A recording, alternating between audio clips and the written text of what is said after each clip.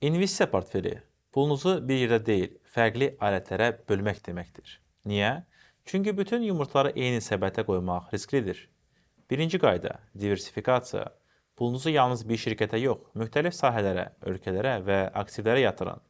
Onların bir hissəsini səhmlərə, bir hissəsini istiqrazlara, bəlkə də az bir hissəsini qızıla və ya kriptovalyutaya ayıra bilərsiniz.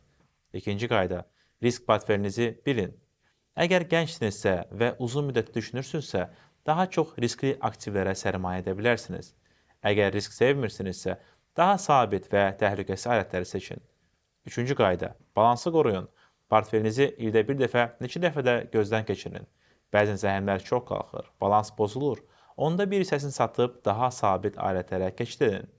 Unutmayın, yaxşı investisiya portfeli yalnız qazanc gətirmək üçün yox, həm də sizi riskdən qorumaq üçündür. Bəs siz öz portfelinizi necə qurmusunuz?